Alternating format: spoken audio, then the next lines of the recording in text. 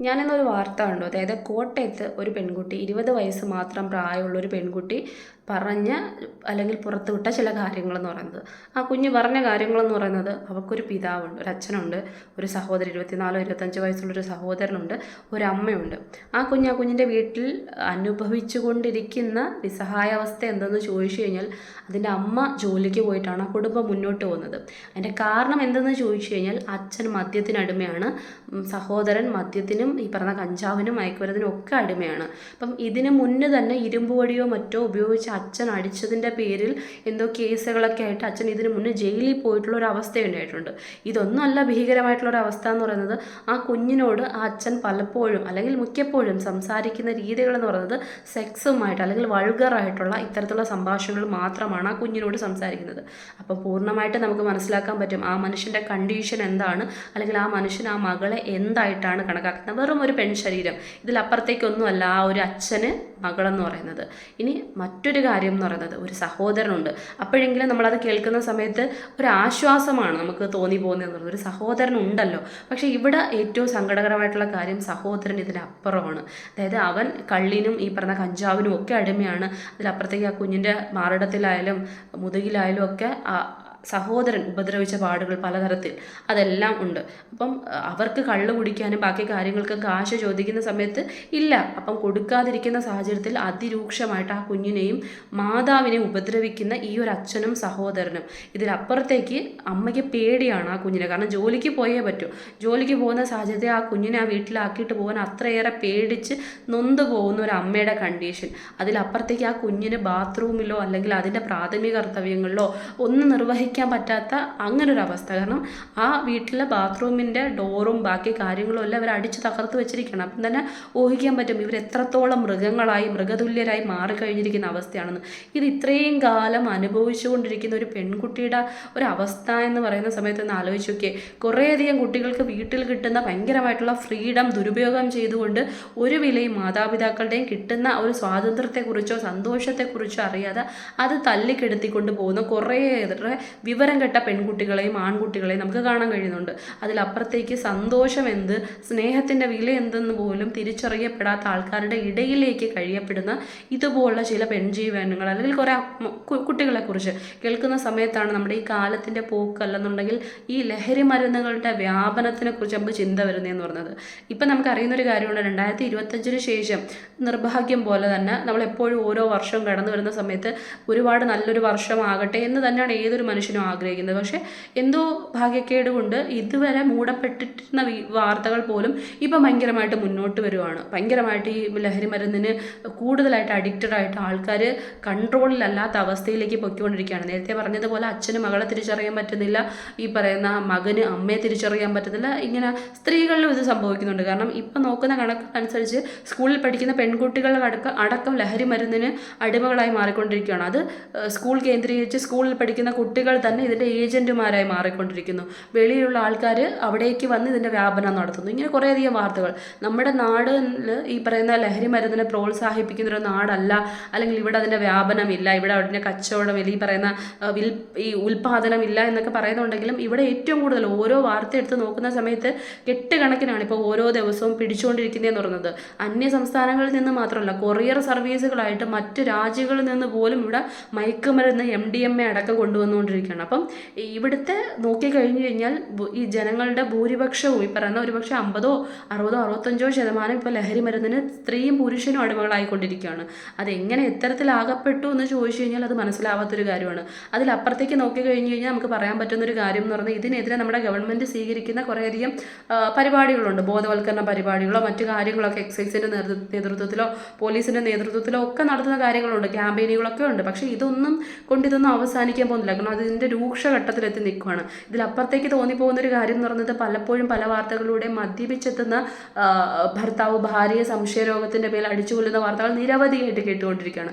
അപ്പം തോന്നിപ്പോകുന്നൊരു കാര്യം, എന്തുകൊണ്ടിവിടെ മദ്യം നിരോധിക്കുന്നില്ല എന്നൊരു സംഭവമാണ്. ഒരിക്കലും നടക്കാൻ പോകുന്നില്ല. കാരണം നമുക്കറിയാവുന്നൊരു കാര്യമാണ്, ഇവിടുത്തെ വരുമാനം എന്ന് പറയുന്ന ഒരു കാര്യത്തിൽ മദ്യം വഹിക്കുന്ന പങ്ക്, പ്രത്യേകിച്ച് ഈ പറയുന്ന ഓണം പോലുള്ള കാര്യങ്ങളിൽ ഭയങ്കരമായിട്ട് റെക്കോർഡോടെ വിറ്റഴിക്കുന്ന വാർത്തകൾ മെയിൻ ഹെഡിങ്ങുകളായിട്ടാണ് ഇവിടെ വരുന്നതെന്ന് പറയുന്നത്. അപ്പോൾ അത്രയധികം മദ്യം വിറ്റഴിച്ച് അല്ലെങ്കിൽ കുടിച്ച് തീർക്കുന്ന മലയാളികളാണ് നമ്മുടെ നാട്ടിലുള്ളതെന്ന് പറയുന്നത്. അങ്ങനെ ഒരു സംസ്ഥാനത്തിൽ അല്ലെങ്കിൽ നമ്മുടെ സംസ്ഥാനത്തിൻ്റെ ഈ പറയുന്ന വരുമാനത്തിൻ്റെ ഏറ്റവും വലിയൊരു സ്രോതസ്സായിട്ട് നിൽക്കുന്ന ഈ പറയുന്ന മദ്യവിൽപ്പന എന്ന് പറയുന്ന കാര്യം ഒരിക്കലും ആൾക്കാർ മദ്യത്തിന് അടിമകളായി പോകുന്നു എന്ന് വെച്ചുകൊണ്ട് നമ്മുടെ സർക്കാർ പൂർണ്ണമായിട്ട് നിരോധിക്കാൻ പോകുന്നില്ല. അതുകൊണ്ട് തന്നെ ഇതിവിടെ നിലനിൽക്കുന്ന ഒരു കാര്യം തന്നെയായിരിക്കും.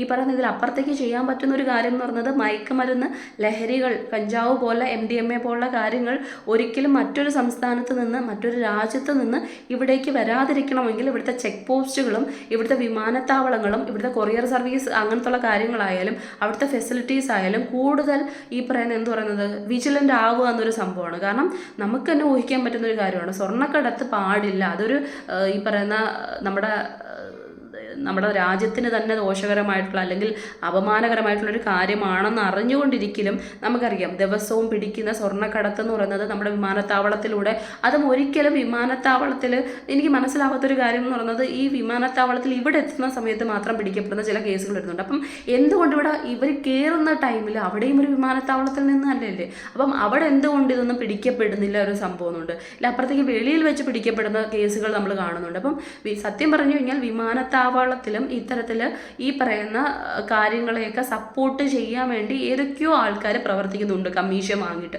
അപ്പം എല്ലായിടത്തും കീടങ്ങൾ ഉണ്ട് എന്നുള്ളത് പ്രധാനപ്പെട്ട കാര്യമാണ്. അതിലപ്പുറത്തേക്ക് ഇത്തരത്തിലുള്ള കാര്യങ്ങൾ ഇവിടേക്ക് ചെക്ക് പോസ്റ്റുകൾ വഴി ഉറപ്പായിട്ടും അപ്പം അവിടെയും ഉണ്ട് കീടങ്ങൾ എന്ന് പറയുന്നത്. അപ്പം നമ്മുടെ ഇവിടുത്തെ 100% നല്ലവരായിട്ടുള്ള അല്ലെങ്കിൽ സത്യസന്ധരായിട്ടുള്ള ഉദ്യോഗസ്ഥരെ നിയമിക്കുക അല്ലെങ്കിൽ തെറ്റായിട്ടുള്ള വഴിയിലൂടെ പോകുന്ന ആൾക്കാരെ ഇതിൽ നിന്ന് ഫിൽട്ടർ ചെയ്ത് കളയുക എന്നുള്ളൊരു പരിപാടി തന്നെ മുന്നോട്ട് കൊണ്ടുപോകേണ്ടതും സത്യത്തിൽ വലിയൊരു കാര്യം തന്നെയാണ്. കാരണം നമ്മുടെ നാട്ടിൽ തന്നെ ഉൽപ്പാദനം നടക്കുന്നില്ലെന്നുണ്ടെങ്കിൽ മറ്റു നാട്ടിൽ നിന്ന് ഇങ്ങോട്ട് വരുന്നെങ്കിൽ അതിൻ്റെ ഉറവിടങ്ങൾ അല്ലെങ്കിൽ സ്ഥലങ്ങൾ ഇത് വഴിയൊക്കെ തന്നെയാണ്. അപ്പം ഇതിലപ്പുറത്തേക്ക് പിന്നെ മറ്റൊന്നെന്ന് പറയുന്നത് ഈ പറയുന്ന കേസുകൾ പിടിക്കപ്പെടുന്ന ആൾക്കാരെ പിന്നീട് ജാമ്യത്തിൽ പെട്ടെന്ന് തന്നെ വിടുന്നുണ്ട്. അപ്പം നമ്മൾ കഴിഞ്ഞ ദിവസമൊക്കെ ഞാൻ കേട്ട വാർത്തയ്ക്കകത്ത് ഇപ്പം പിടിച്ചൊരാൾ ഇതിന് മുന്നും ആ കേസിൽ പ്രതിയായിരുന്നു. അപ്പം ഇതിനൊക്കെ എത്ര വർഷം തടവ് കിട്ടുന്നു അല്ലെങ്കിൽ ഇതിനൊക്കെ എന്തുമാത്രം കേസ് നീണ്ടു നിൽക്കുന്നു എന്നൊരു സംഭവം അത്ര സീരിയസ്നെസ്സോടുകൂടി ഇത്രയും കാലം എടുത്തിരുന്നു എന്ന് ചോദിച്ചു കഴിഞ്ഞാൽ ഇല്ല എന്ന് പറയപ്പെടുന്ന അവസ്ഥയിലേക്ക് പോവുകയാണ്. ഇനി ഈ പെൺകുട്ടിയുടെ അവസ്ഥ കേൾക്കുന്ന സമയത്ത് ഇതുപോലെ എത്രയോ പെൺകുട്ടികൾ, എത്രയോ അമ്മമാർ, എത്രയോ അമ്മൂമ്മമാർ എത്രയോ സ്ഥലങ്ങളിൽ കഴിയുന്നുണ്ടാവും.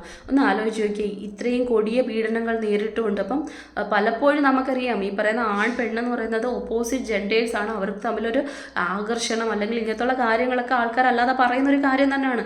ഇത് നമുക്കും അറിയുന്നൊരു കാര്യമാണ്. പക്ഷെ നമ്മൾ ഫോളോ ചെയ്യുന്ന നമ്മുടെ ഒരു കൾച്ചറുണ്ട് സ്വാഭാവികമായിട്ടും. അപ്പം പലരും പല രീതിക്ക് എടുക്കുന്ന ആൾക്കാരായിരിക്കും. പക്ഷെ ഒരിക്കലും ഈ പറയുന്ന എനിക്ക് എൻ്റെ സഹോദരനോട് അത്തരത്തിലൊരു അട്രാക്ഷൻ അല്ലെങ്കിൽ ആ ഒരു സംഭവം തോന്നിയില്ല, അല്ലെങ്കിൽ എൻ്റെ ഈ പറയുന്ന മകനെ എൻ്റെ മകൾക്ക് തന്നെ ഞാൻ കല്യാണം കഴിച്ച് കൊടുക്കില്ല. ഇങ്ങനെ ഈ ഒരു രീതി ഫോളോ ചെയ്ത് അല്ലെങ്കിൽ ഇതാണ് നമ്മുടെ ഒരു കൾച്ചർ സിസ്റ്റം എന്ന് പറയുന്നത്. ഈ ഒരു സിസ്റ്റത്തിൽ നിന്ന് വ്യതിചലിച്ച് പോകാൻ ആഗ്രഹിക്കപ്പെടാത്തൊരു വ്യക്തിയാണ്. എന്നെപ്പോലെ ചിന്തിക്കുന്ന കുറേയധികം പേരെങ്കിലും ഈ നാട്ടിലുണ്ട്. അതിലപ്പുറത്തേക്ക് മറ്റൊരു രീതിക്ക് ചിന്തിക്കുന്ന ആൾക്കാരുണ്ട്. അവരുടെ രീതിക്ക് ചിന്തിച്ച് പോട്ടെ, അതിൽ ഞാൻ കുറ്റം പറയുന്നില്ല. പക്ഷേ ഈ പറയുന്ന കണക്ക് ഇത്തരത്തിൽ സ്വന്തം മകളെയൊക്കെ പീഡിപ്പിച്ച് ഗർഭിണികളാക്കുക എന്നൊക്കെ പറയുന്ന സമയത്ത് അതെന്തുമാത്രം ക്രൂരതയാണ്, അല്ലെങ്കിൽ എത്രമാത്രം 20 വയസ്സുള്ളൊരു കുഞ്ഞിന് വീട്ടിൽ ഈ പറയുന്ന ഒന്ന് ബാത്റൂമിൽ പോകാൻ കഴിയാത്ത അവസ്ഥ, ഒന്ന് സുഖമായിട്ട് ഒന്നൊന്ന് സമാധാനത്തോടെ കിടന്നുറങ്ങാൻ പറ്റാത്തൊരവസ്ഥ, നിരന്തരമായിട്ടുള്ള പീഡനമായിരിക്കത്തില്ല ആ കുഞ്ഞ് ഏൽക്കേണ്ടി വരുന്നത്. അപ്പം ഇതൊക്കെ എങ്ങനെ അവസാനിപ്പിക്കും, എത്തരത്തിൽ അവസാനിപ്പിക്കപ്പെടുമെന്ന് ചോദിച്ചു കഴിഞ്ഞാൽ ഇത് ഗവൺമെൻറ് ഏറ്റെടുക്കേണ്ട കാര്യമാണ്. ആ അമ്മയെയും കുഞ്ഞിനെയും ഗവൺമെൻറ് ഏറ്റെടുക്കുക. അതിലപ്പുറത്തേക്ക് ഈ സഹോദരനെയും അച്ഛനെയും റീ അഡിക്ഷൻ സെൻ്ററിലേക്കോ അല്ലെങ്കിൽ അതിലപ്പുറത്തേക്കുള്ള എന്തോ നിയമവശങ്ങൾ എന്ന് പറഞ്ഞാൽ അതിലേക്ക് കൊണ്ടുപോകേണ്ട ഒരു സാഹചര്യമാണ്. ഇത് പറയാനുള്ള സാഹചര്യം എന്തെന്ന് ചോദിച്ചു കഴിഞ്ഞാൽ ഇപ്പം കേട്ടുകൊണ്ടിരിക്കുന്ന പല കേസുകളിലും അത്രയും എന്ന് പറയുന്നത് അത്രയും ഭയങ്കരമായിട്ട് പോലീസ് അർജൻറ്റായിട്ട് ഇടപെടേണ്ട ചില കേസുകളിൽ അവർ അത്രത്തോളം തീഷ്ണതയോടെ ഇടപെടാത്തതിൻ്റെ പേരിൽ മരിക്കപ്പെടുന്ന അല്ലെങ്കിൽ മരണത്തിന് ഇടയാക്കപ്പെടുന്ന ഒരുപാട് കേസുകൾ ഇപ്പം തുടർച്ചയായിട്ട് വരുന്നുണ്ട്. അപ്പം അതുകൊണ്ട് തന്നെ ഈ ഒരു കുഞ്ഞിൻ്റെ കേസിൽ ഉറപ്പായിട്ടും അത്രയും നല്ല രീതിക്ക് തന്നെ മുന്നോട്ട് വരേണ്ട ഒരു കാര്യമാണ്. കാരണം ഇത് വെളിയിൽ അറിയപ്പെട്ടൊരു കാര്യമായതുകൊണ്ട് തന്നെ സ്വാഭാവികമായിട്ടും അത് അതിൻ്റെ പേരിലും കൂടി പീഡനം ഏൽക്കേണ്ടി വരും. അത് ശാരീരികമായിട്ടുള്ളതായാലും അല്ലാത്ത തരത്തിലേക്കായതുള്ളൂ. അപ്പം സ്വാഭാവികമായിട്ടും ആ കുഞ്ഞിനൊന്നും വരാതിരിക്കട്ടെ, ആ അമ്മയ്ക്കൊന്നും വരാതിരിക്കട്ടെ. ഈ പറയുന്ന കണക്ക് അച്ഛനും മകനും നല്ലൊരു ബോധാവസ്ഥയിലേക്ക് തിരിച്ചെത്തുന്ന അവസ്ഥയിലേക്ക് നമ്മുടെ സർക്കാരിനായാലും നമ്മുടെ നിയമവ്യവസ്ഥയ്ക്കായാലും അവരെ കൊണ്ടെത്തിക്കാൻ കഴിയട്ടെ.